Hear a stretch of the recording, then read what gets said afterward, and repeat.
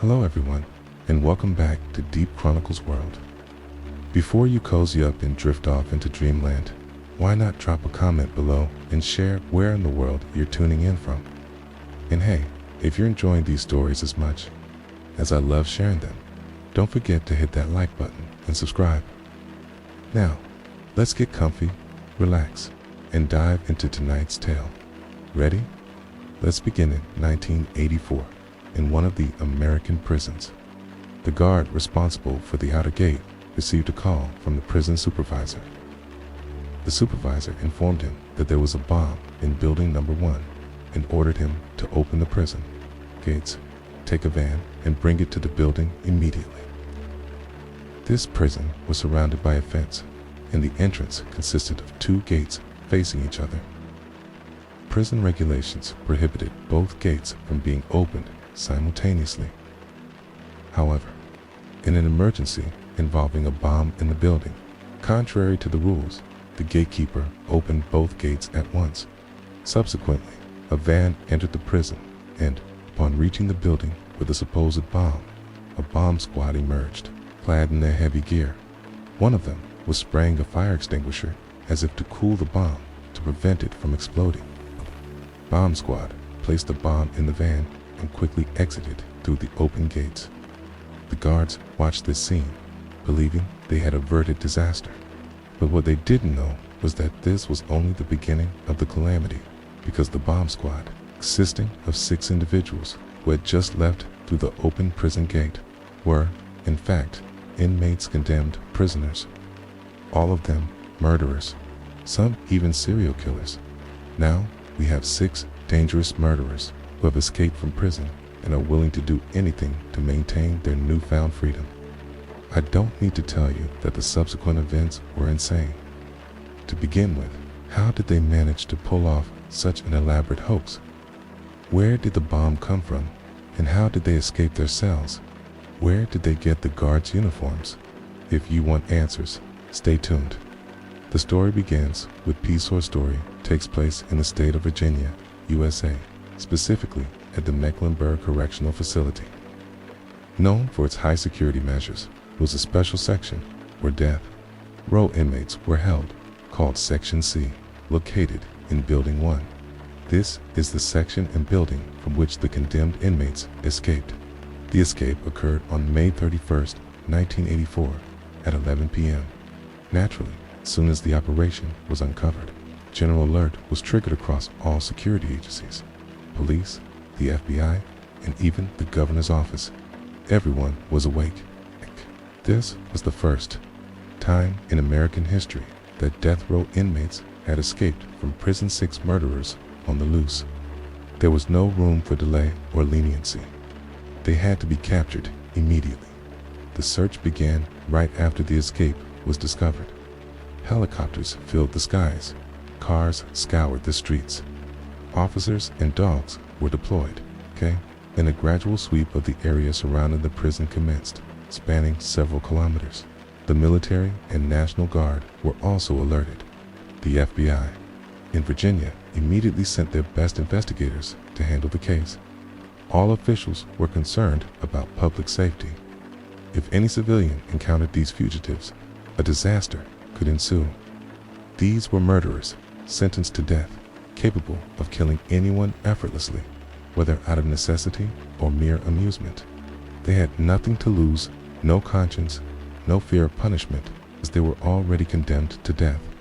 The lead investigator handling the case was confident they would eventually capture them sooner or later, but his fear was that innocent people might suffer before then.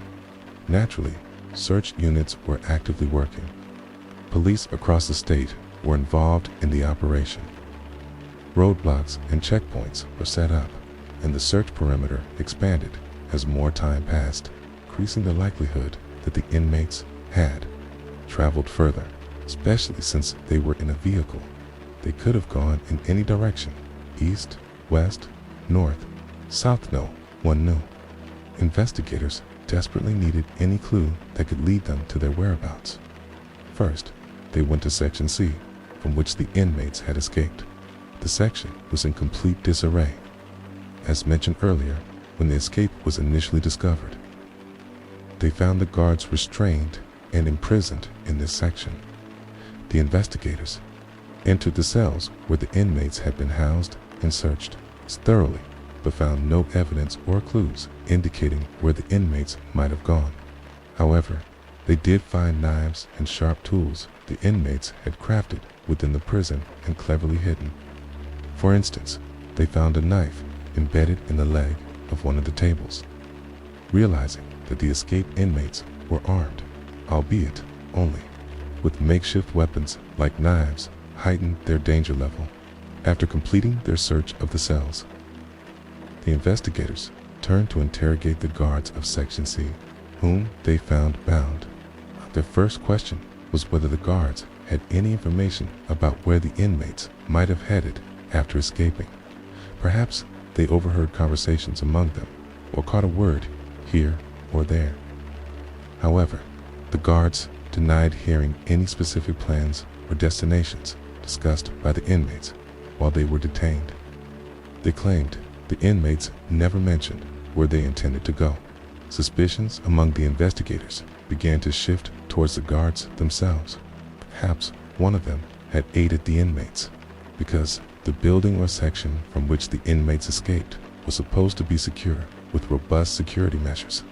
The investigators knew that prison guards were among those most susceptible to bribery, especially given their meager salaries and grueling working conditions. Guards often complained about inmate abuse. Thus, the investigators sat down with the guards and inquired about what happened, how the inmates managed to detain them, take their clothes, and exit the building so easily. The guards explained that 2 months prior, one of the inmates in Section C had sent an anonymous letter to the State Attorney General's office. The letter warned of a bomb in Section C, claiming that some inmates planned to use it in an escape attempt.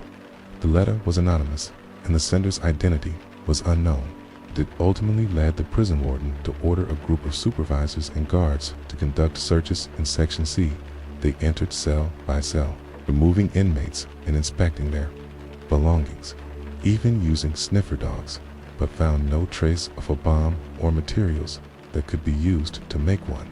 The anonymous letter sent by the inmate stated that the bomb was being prepared as part of an escape plan for some inmates, and included a strategy to seize the guards' uniforms and disguise themselves. It seems that this report wasn't genuinely from an anonymous inmate trying to expose a conspiracy, but rather from the same inmates planning the escape of fabricated alert to ensure that when they executed their bomb hoax, it would be readily believed.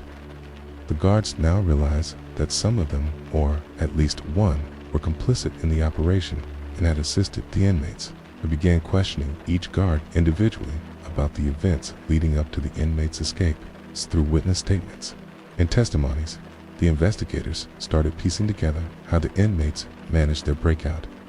On the day of the escape, the inmates were in the prison yard engaging in permitted outdoor activities for a specified number of hours. That day, the inmates were playing basketball under the watchful eyes of 5 guards. One of the inmates, named Willie Turner, approached a guard along with another inmate. They told the guard they wanted to return to their cells, one feigning a knee injury and the other claiming he needed the restroom. You might think returning to their cells was normal and within their rights, posing no threat. In fact, quite the opposite would sacrifice their recreational time. The problem was that this action violated prison policies. Inmates were required to spend the entire allocated time for outdoor activities outside their cells. If one or some wanted to return, everyone had to go back together. These were the prison's policies. So, to allow only 2 inmates to return to their cells, 2 guards had to accompany them. As previously mentioned, only 5 guards were present, watching the inmates play. The issue arose because the guards were lax in enforcing some of the prison's policies. Consequently, 2 of the 5 guards accompanied the inmates, requesting to return to their cells, leaving the remaining inmates under the supervision of just 3 guards. This reduced the number of eyes monitoring the rest of the inmates, making it easier for one of them to make a move without drawing attention. When the outdoor activity period ended, the guards instructed the inmates to head back to the building they needed to return to their cells. As the inmates and the 3 guards were heading back, the guards weren't particularly attentive or focused. They weren't expecting any issues. They knew the guards didn't adhere to even the most basic protocols. Once things settled, the guards opened the cell area and ushered the inmates inside. They had successfully exited the gate area. Meanwhile, Clanton remained hidden in the bathroom, unnoticed. After a while, one of the guards attempted to open the bathroom door but couldn't, as Clanton was holding it shut from the inside. When this guard tried to inform the second guard responsible for the section's gate, he dismissed it, saying, "Find another bathroom. According to prison policy, if any door was locked or stuck, maintenance workers should have been called immediately to fix it or address the issue." Yet, this protocol was ignored by the guards. Building 1 in the prison contained 3 sections: Section A, Section B, and Section C. Section C housed the death row inmates and was divided into 2 cell areas separated by a room controlling the gates.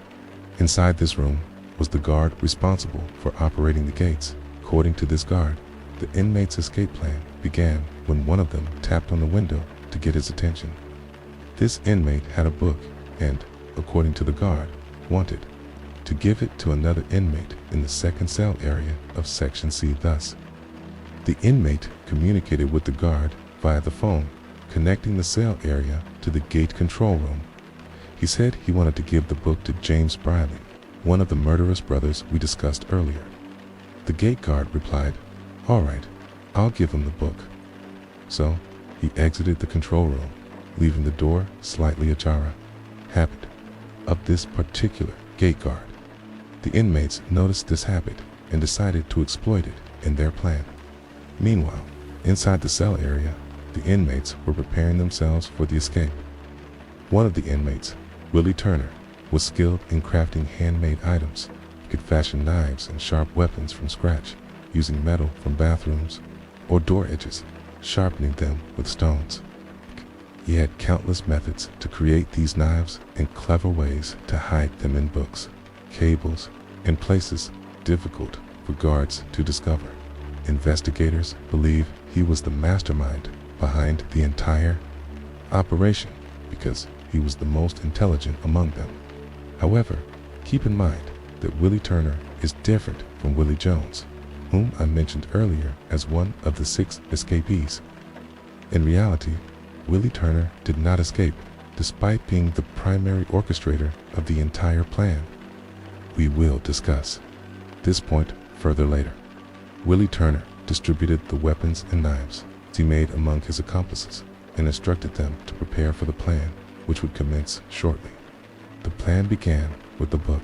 As mentioned earlier, the gate guard took the book from the first inmate, left the control room, leaving the door slightly ajar, retrieved the book, and went to the opposite door to deliver it to the second inmate in the other cell area. When he handed the book to the second inmate, James Briley, James raised his voice and said, "Thank you for the book." He raised his voice because this was the signal Earl Clanton, hiding in the bathroom, was waiting for. As soon as Clanton heard the phrase, "Thank you for the book," he quickly emerged from the bathroom, entered the gate control room, and pressed a button to open the cell area gates. Instantly, all the doors opened and pandemonium ensued. The inmates drew their weapons and attacked the guards in the blink of an eye. The roles reversed. The guards became the prisoners, and the prisoners became the guards. But within minutes, the inmates had full control of Section C, restraining every guard present and taking their uniforms, leaving them in their underwear.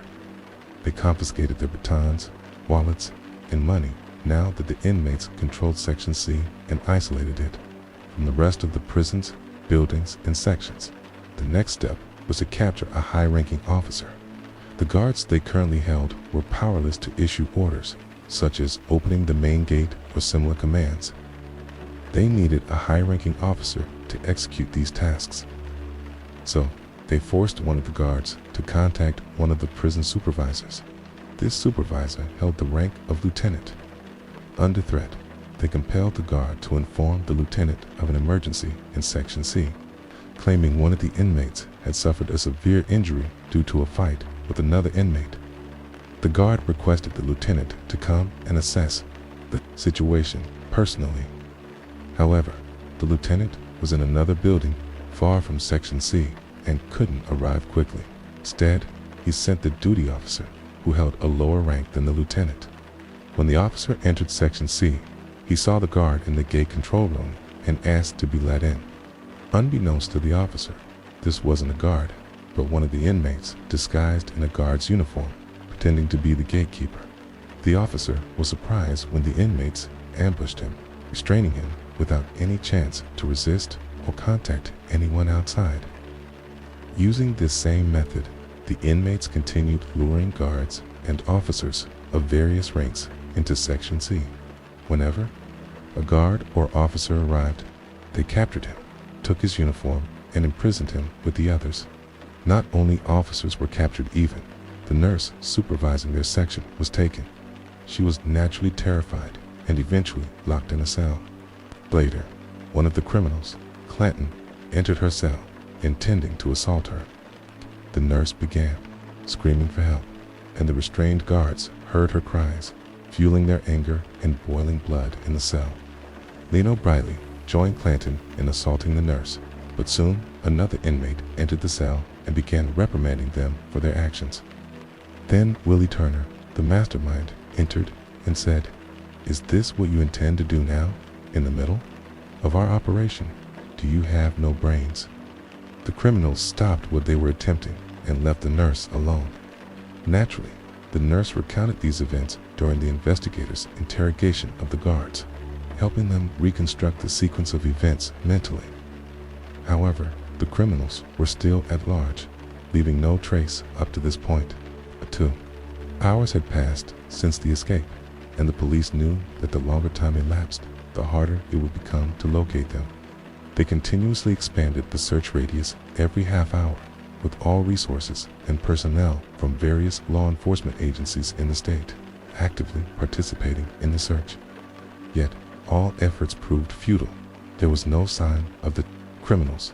The investigators continued interrogating the guards and prison officers. Each guard recounted how they were detained and restrained by inmates disguised in guards' uniforms. Every time they captured a guard, they took his uniform to disguise themselves further, luring more guards into their trap.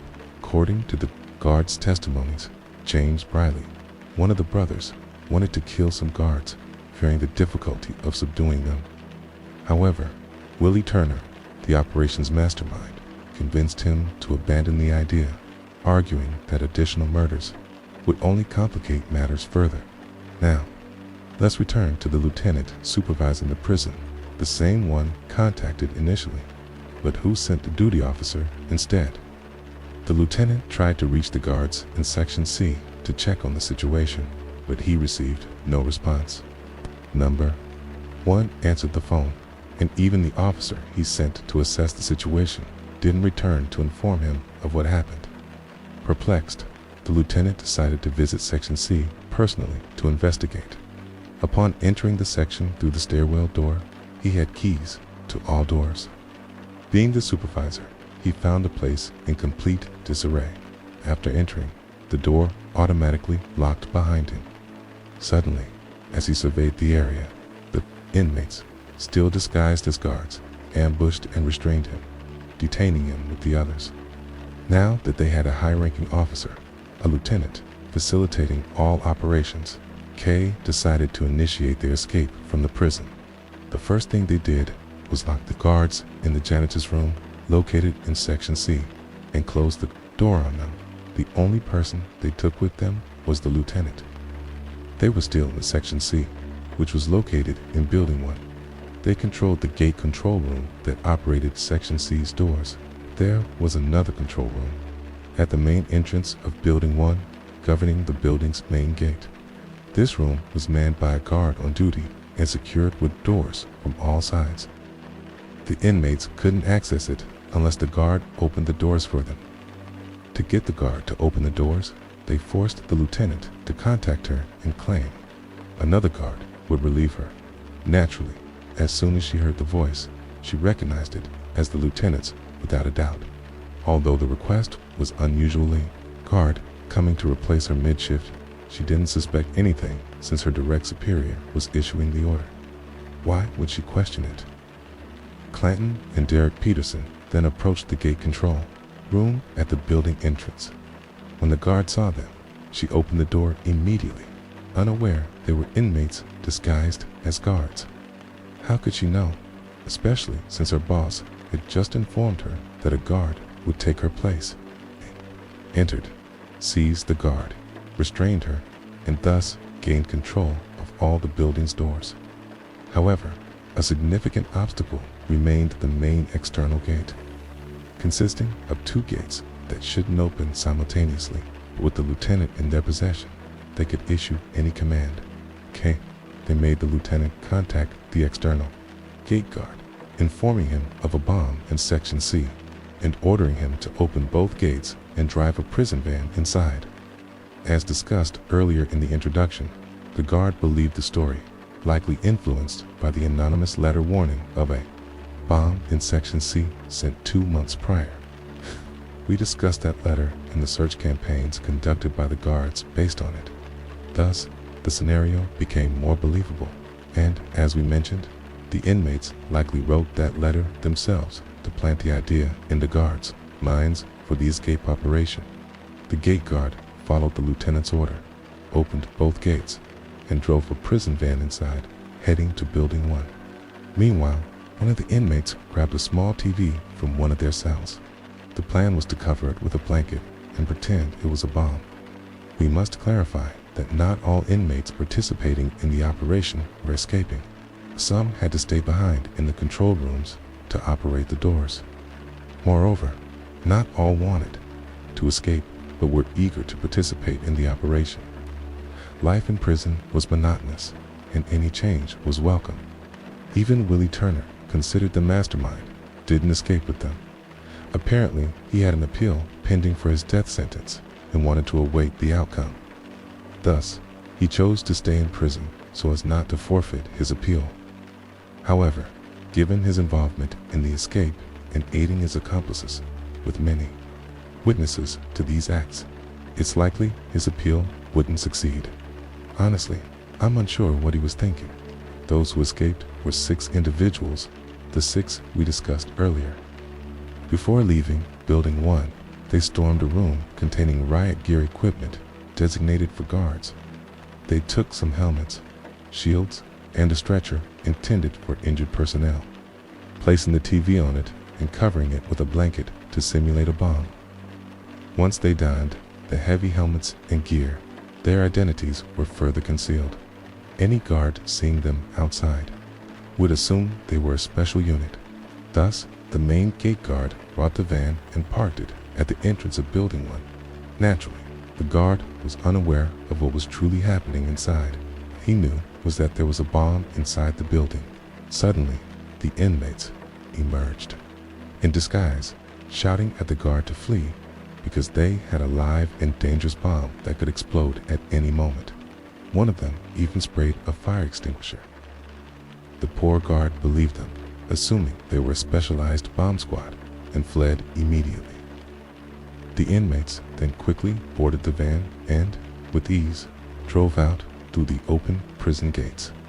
This is the escape story and the details investigators gathered from interrogating the guards. Ultimately, the investigators suspected that one or more guards had collaborated with the inmates. The real tragedy lay in their performance and the foolish mistakes they made, which the inmates knew how to exploit. Unfortunately, interrogating the guards and obtaining all these details provided no clue about where the inmates had gone after escaping. The search outside continued intensively, and by now, 3 hours had passed since the inmates escaped without finding any trace of them, meaning they could have traveled great distances from the prison. Let's now examine, the events from the perspective of the 6 escaped inmates. After leaving the prison, They continued driving the van on the road for a while, feeling elated by their significant success.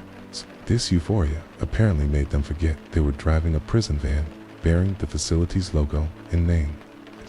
They drove along. They passed a policeman who was on his routine nightly patrol. The officer saw them, and they greeted him, and he returned the greeting. You might wonder, didn't I say every policeman in the state was looking for them? Did this officer not know? The reason is that this policeman was in another state. Yes, the inmates managed to leave Virginia, where the prison was located, and entered North Carolina. Law enforcement in North Carolina hadn't yet received the news, especially since this encounter occurred within the first hour of the escape. By then, the news hadn't spread widely. Naturally, when the officers saw the prison van, he assumed they were officers transporting inmates, as they were wearing guards' uniforms. Nighttime prisoner transfers were common to remain discreet and secure, preventing anyone from discovering the operation and obstructing the vehicle. Following this encounter with the officer, the inmates snapped out of their euphoria and remembered they were driving a prison van that could expose them. They began debating among themselves about their destination and how to dispose of the van. One suggested finding a forest, driving the van between trees, and covering it with branches. However, this process would take time, and they were tense and fearful of being caught due to the van. After driving for a while, they reached a small town called Winton, where they spotted a somewhat secluded spot among the trees. They decided to stop the van there. After hastily exiting the vehicle, they split into two groups. The first group consisted of 4 individuals, the Briley brothers, along with Willie Jones and Lem Tuggle. The second group included Earl Clanton and Derek Peterson. The 4 in the first group continued running through the trees and forests, fortunate to find clothes hanging on a laundry line in front of one of the houses. They removed the guards' uniforms they were wearing and put on regular clothes to better conceal themselves. By this moment, 3.5 hours had passed since the start of the escape operation. Finally, after all these hours, the police managed to obtain their first lead. A patrol car was passing near the location where the inmates had abandoned the van. Naturally, news of the escape had now spread, and even the police in North Carolina had received the information. When this officer saw the van with the name Mecklenburg Correctional Facility on it, he immediately called for backup. Police arrived, cautiously approached the van, and eventually discovered it was empty. They realized the inmates had abandoned it and were now on foot. Inside the van, they found the helmets and items the inmates had used. The van was 50 kilometers away from the prison, outside the area the police had been searching. Naturally, the news reached the authorities and the investigators handling the case immediately. The Search Operations Center was promptly relocated to North Carolina, specifically to the town of Winton, where the van was found. This became a joint operation between law enforcement agencies in both Virginia and North Carolina. Additionally, the FBI was called in to lead the investigation and take charge of the case, as it had now become a federal matter since the inmates had crossed state lines. The investigators immediately assumed the inmates had split into smaller groups because staying together in one group would increase the likelihood of capture. The logical assumption was that they had separated. Alerts about the inmates reached all parts of the state and the entire country. Even the FBI warned all law enforcement agencies nationwide, providing information that 6 death row inmates had escaped from prison, so that all agencies would be vigilant if one of these inmates entered their area or state. Caters at the Operations Center were calculating distances, studying maps, and trying to predict the locations and distances the inmates could cover each minute. Simultaneously, they began gathering information about the inmates, their families, and the people they had contacted or called while in prison. The most likely scenario was that the criminals would seek refuge with their families, relatives, or friends. The police also established a dedicated hotline to receive any reports about these criminals around dawn. Approximately The police received a report from someone stating that their pickup truck had been stolen from in front of their house. This person lived in the same small town, Winton. Within moments, the police and investigators rushed to the house. The first thing they did was ask about the truck. He described it as a blue pickup with some red on the back, easily identifiable because of its distinctive license plate number, BAA1. He also mentioned it was full of fuel, meaning if the inmates had indeed stolen it, it could potentially take them far. The police immediately issued an alert about the truck, but realized they needed to expand the search radius again, possibly by hundreds of kilometers, since having a vehicle meant the inmates could go anywhere. They also needed to reinforce warnings to law enforcement agencies in other states, especially neighboring ones, as the inmates could reach any state by morning. Morning came, and the sun rose, yet there was still no trace of the escaped inmates anywhere. The police set up checkpoints on all roads, especially around the town of Winton. Every vehicle was stopped and searched. All security officers in the area were recruited for this mission, from traffic officers to special forces, without exception. There were no budget constraints or limitations on the tools they could use. Helicopters filled the sky, officers scoured the ground, cars patrolled the streets, and dogs searched tirelessly. Despite all these efforts, they still couldn't find any trace of them. However, this massive search operation had an unintended consequence that the police hadn't anticipated. The citizens of the town became terrified. Imagine waking up to the sound of helicopters and police cars, then stepping outside to find police checkpoints everywhere. Soon after, they learned from the news that 6 dangerous murderers had escaped from prison and had been in their town the previous night. God only knows if they were still there. The people of Winton were terrified, fearing for their lives, scared of encountering one of these criminals on the street. These were criminals with nothing to lose, capable of killing anyone if they saw fit. Even the residents of neighboring counties and areas became frightened because, according to the news, the criminals could be anywhere, possibly in their region too, adding to the fear. The media and TV channels began discussing the past crimes of these criminals, the heinous acts they had committed, including assaults on elderly women in their 70s, the murder of entire families, and even the killing of a 5-year-old child after his parents were murdered in front of him. Imagine the terror among the populace as they absorbed these stories and realized these killers could be among them without anyone knowing. Residents of Winton and surrounding areas began flocking to gun shops in a frenzy, buying firearms and ammunition. The situation escalated to the point where gun stores were completely sold out. No guns or bullets remained. Everything was gone.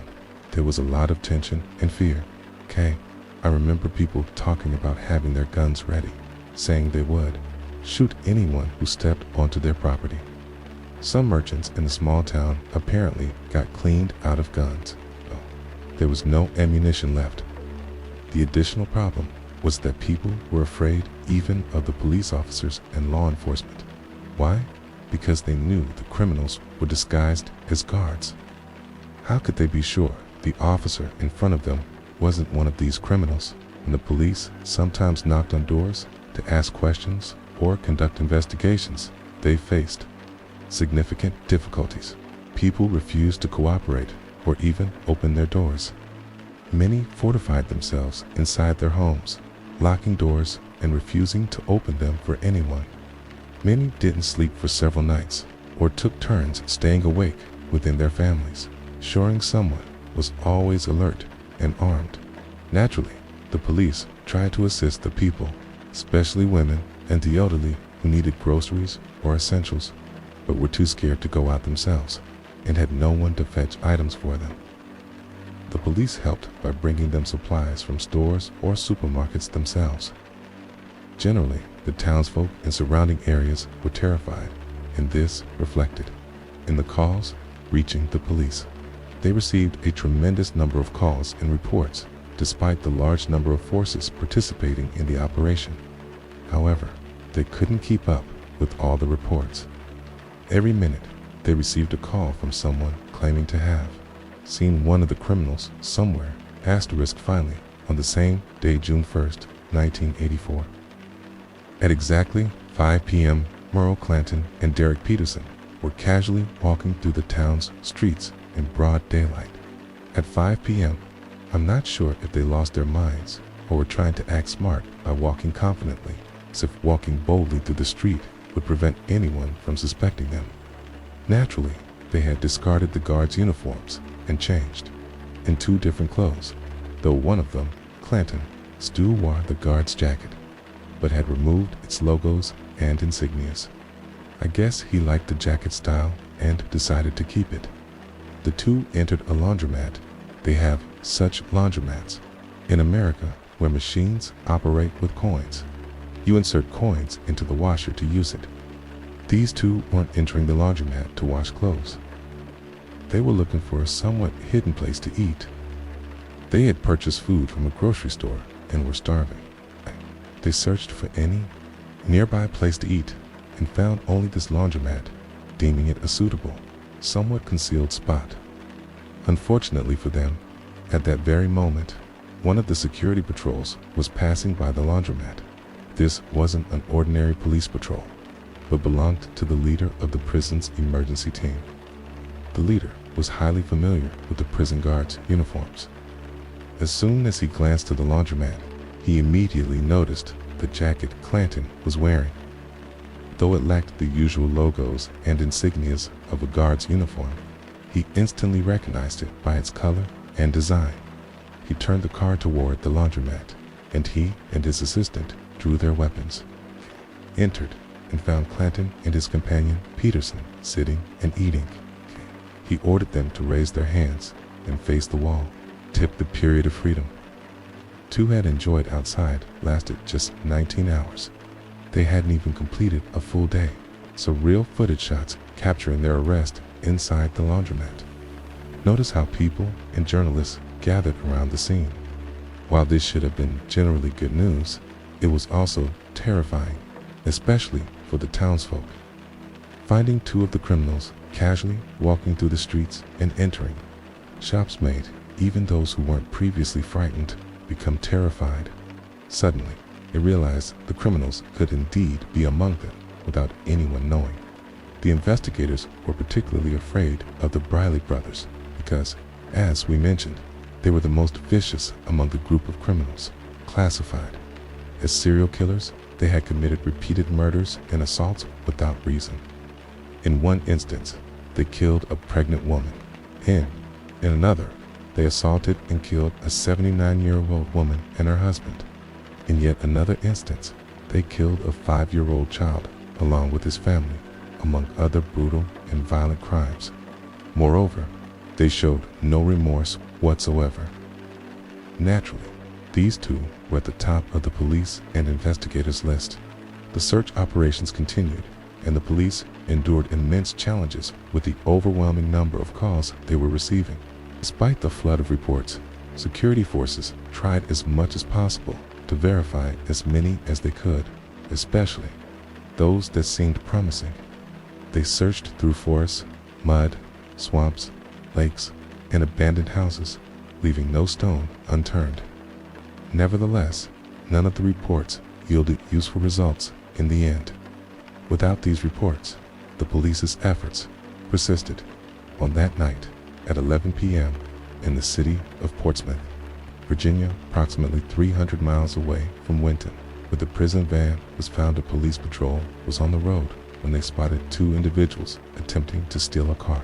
One of the officers exited the vehicle and ordered the two men, or rather criminals, to raise their hands. However, the two men suddenly fled, and when the officer tried to pursue them, they fired at him. It was later confirmed that these two individuals were the Briley brothers. The shooting confirmed the investigators' fears. These two were willing to kill even the police to preserve their freedom. They wouldn't hesitate. If they were ready to kill a police officer, imagine what they'd do if they encountered an ordinary citizen and saw an advantage in killing or harming them. Undoubtedly, they wouldn't hesitate at all.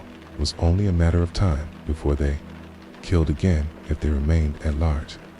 The second issue now was that they were identified in a city 300 miles away from the search operations center in Winton, where the prison van was found. Authorities concluded that the search operations in these areas were futile.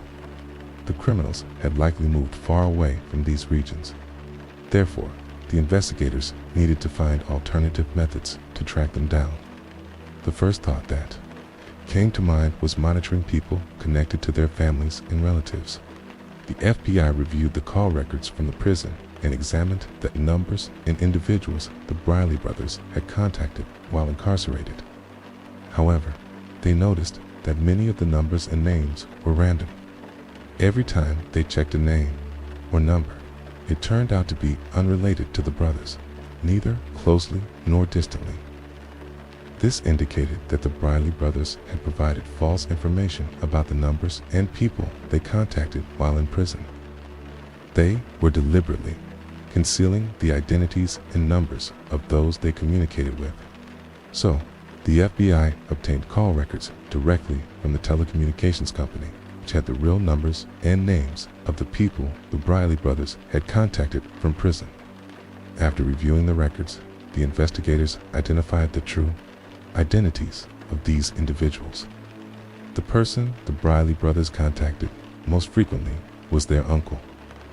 The FBI went to this uncle's house, but kept monitoring him from a distance without questioning him to avoid arousing suspicion.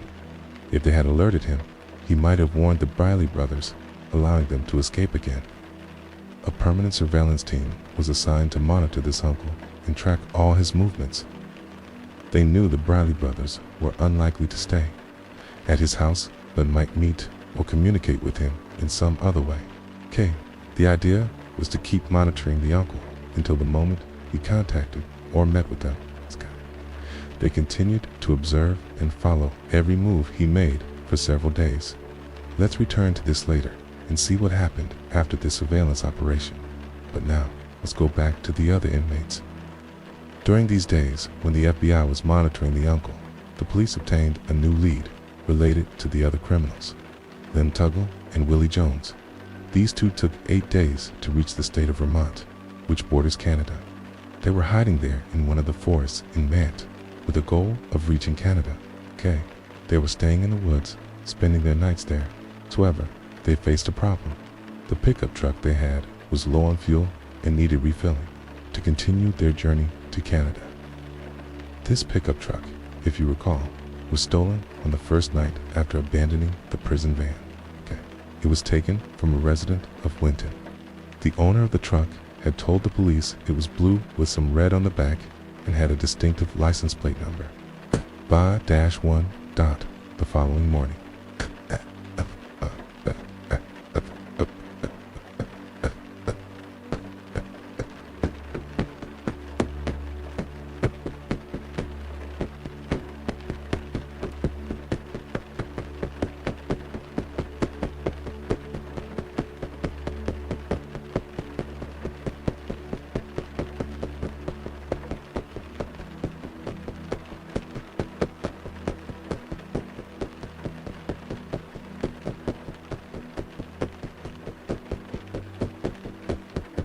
good Gus, ed, a cup ek, it us, it did, ed, I, suk, I,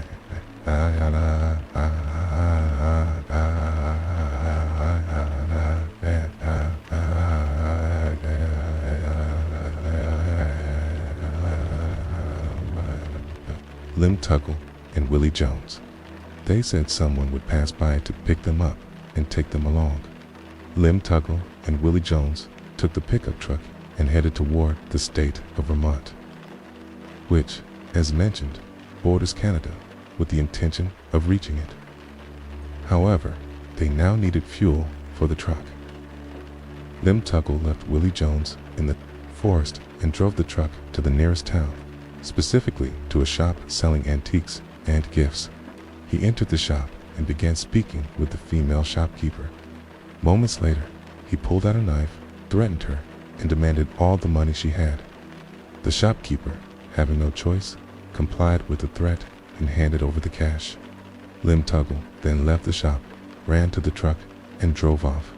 However, the shopkeeper managed to note the truck's appearance, license plate, which was BAA1, okay, and immediately contacted the police to report the incident.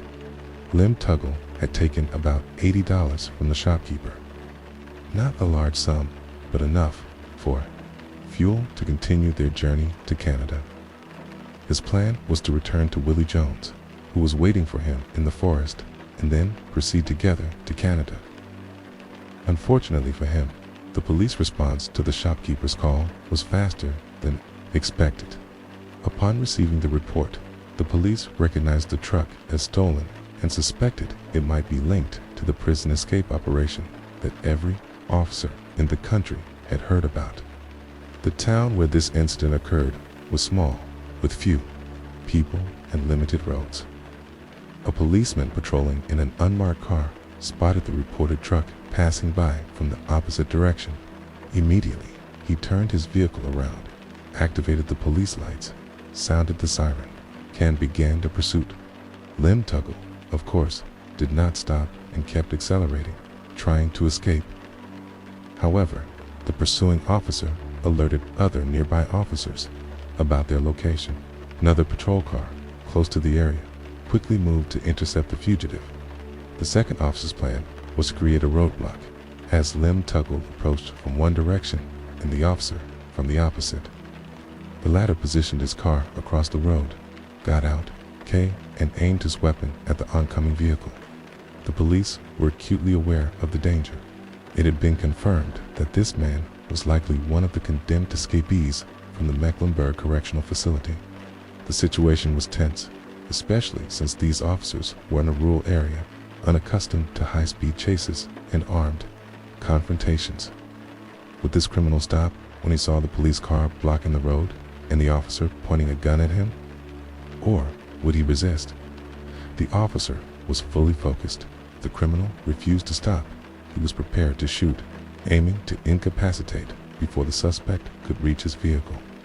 Fortunately, Lim Tuggle stopped the truck when he reached the roadblock. Unlike others in his positions, such as the Briley brothers, who would have undoubtedly kept driving, he assessed his options and realized surrender was the best choice. He was arrested by the police, and this is a real photograph capturing the moment of his arrest. Later, Lim Tuggle expressed regret for robbing the shop and wished he had chosen a different target. Perhaps, deep down, he even wished he had killed the shopkeeper before leaving, because, had he done so, she wouldn't have reported him, and he wouldn't have been caught. Of course, he didn't say this outright, but I'm sure it crossed his mind.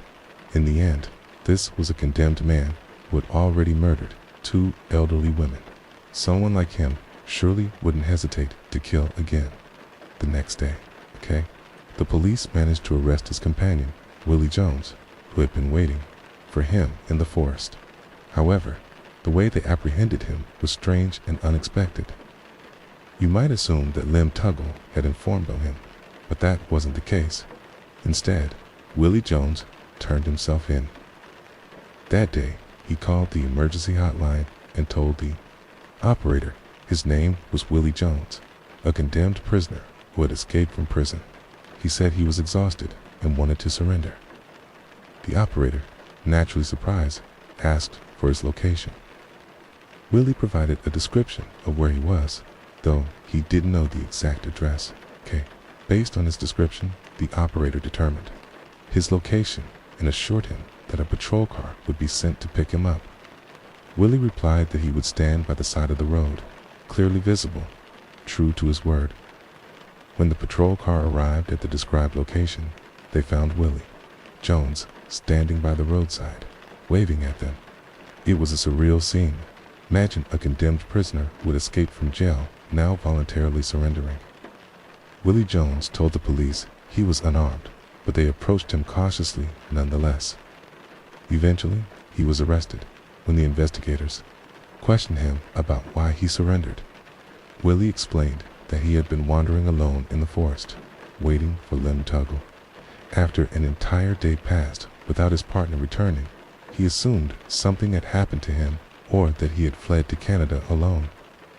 Willie was confused, unsure what to do, and in a difficult situation. He was stranded in the forest, bitten by insects, starving and unable to find food. Reaching his breaking point, he decided to turn himself in. The tragic irony for Willie Jones was that he later discovered he had been just a few kilometers away from Canada. He could have easily walked there, as the border wasn't heavily guarded, except along the highways.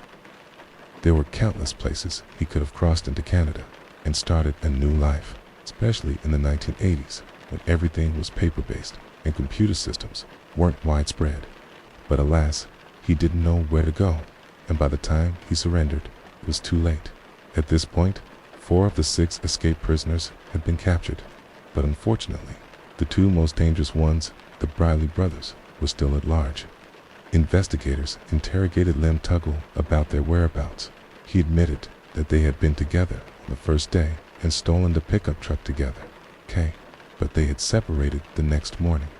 Beyond that, he had no idea where they might have gone, with no leads or clues pointing to the Briley brothers. The FBI was left with only one option: to continue monitoring their uncle, whom we mentioned earlier. They were confident that the brothers would eventually contact or meet with him, as their investigations revealed he was the person they most frequently called from prison. For several days, they followed the uncle, keeping a close watch on his movements, but every day yielded negative results, no contact or meetings with the brothers. Finally, patience paid off. One day, while tailing him, they noticed him visiting an auto repair shop specializing in car maintenance and customization. To their surprise, a woman filed a report with the police stating that James Briley had contacted her. When investigators traced the number he used, it led them back to the same repair shop. This was no coincidence. The uncle's presence at the shop and the brothers' connection to it were undeniable. The shop owner, it turned out, knew the Briley brothers through their uncle, who had introduced them under fake names. Because the uncle and the shop owner were friends, the uncle had arranged for the brothers to work there. The FBI placed special surveillance on the shop, suspecting its involvement. For days, they monitored the location without any results. However, on June 19, 1984, one of the surveillance officers spotted 2 men working on a car outside the shop. These men resembled the Briley brothers, but the investigators weren't 100% certain of their identities. To confirm, they sent an undercover informant from the same neighborhood to approach and converse with them casually. The informant successfully engaged them in conversation without arousing suspicion. He returned to the investigators and confirmed that one of the men was indeed James Briley, though the second man wasn't his brother. Now, the investigators, at least had James's location, but the challenge was capturing both brothers without alerting the other. If Leno, James's brother, learned of the arrest, he might flee. At the same time, they feared losing James if he sensed anything amiss. Fortunately, on the evening of that same day, they confirmed that Leno was also inside the shop. It appeared the brothers were hosting a small gathering with a group of acquaintances and friends. The police acted swiftly. Once they confirmed both brothers were present, they stormed the location. Everyone inside was shocked, especially the Briley brothers. When the police entered with weapons drawn and ordered everyone to get on the ground, all the attendees immediately complied except the Briley brothers. Out of shock, they remained standing, frozen and unsure what to do. In those moments, they likely debated whether to surrender or attempt an escape. But the reality was that escape was impossible. The police had them completely surrounded, weapons trained on them, and they knew the brothers were dangerous fugitives. Any wrong move would result in immediate gunfire. After taking a moment to assess the situation and realize there was no way out, the Briley brothers finally dropped to the ground with the others. The scene was chaotic and loud, even startling. The shop owner, who was in his office. The brothers were finally arrested after a 19-day manhunt. Thankfully, during this period, no one was harmed or killed by them. With this, the manhunt came to an end. All 6 escaped prisoners had been captured. To ensure the Briley brothers couldn't escape again, special measures were taken, although they were arrested in another state, which typically would require coordination between states for extradition. An exception was made. The FBI retained custody of the Briley brothers until they could be returned to Virginia. In response to the escape, significant changes were implemented at the Mecklenburg Correctional Facility. The prison was placed under lockdown. No new inmates were admitted, and no one was released for any reason. The governor of Virginia fired Team 5 guards and suspended the warden and assistant warden without pay indefinitely. The prison had been unstable ever since the escape. Riots became frequent, and tensions between inmates and guards escalated. On one occasion, 2 guards were stabbed with handmade knives. Such incidents weren't uncommon at Mecklenburg, but after the escape, the frequency and intensity of riots increased dramatically. This created chaos in the prison's administration, leading to staff changes and reforms aimed at preventing any similar escape attempts in the future. For example, bathroom doors were kept locked at all times, and guards issued keys to inmates only when necessary. Any guard violating protocols was immediately dismissed. The double external gates were upgraded with an electronic system ensuring they could never open simultaneously. Overall, the prison administration enforced all rules and protocols strictly, no matter how minor, and violators among the guards were promptly terminated. As for the 6 escaped prisoners, their fates were sealed. Following the escape, the state expedited the execution of death sentences. Previously, inmates might wait years, undergoing appeals or retrials, but after this incident, authorities prioritized carrying out executions. The first to be executed was Leno Briley, who was electrocuted in 1984. 6 months later, his brother James followed, meeting the same fate. During the same period, several other prisoners unrelated to the escape were also executed. The rate of executions rose significantly of the remaining 4 escapees. Earl Clanton was executed in 1988, followed by Derek Peterson in 1991. Willie Jones was executed in 1993. And the last, Lem Tuggle, faced execution in 1996. By then, the electric chair had been replaced with lethal injection. So, Lem Tuggle was executed using this method. For Willie Turner, the mastermind behind the escape, who didn't flee with the others. His appeal failed, and he was executed in 1995 via lethal injection. In the end, every prisoner involved in the escape or present in Section C during the operation was executed sooner or later. Justice, in its own way, had prevailed. And with that, we've reached the conclusion of our story. Honestly, this was one of the most challenging videos I've worked on.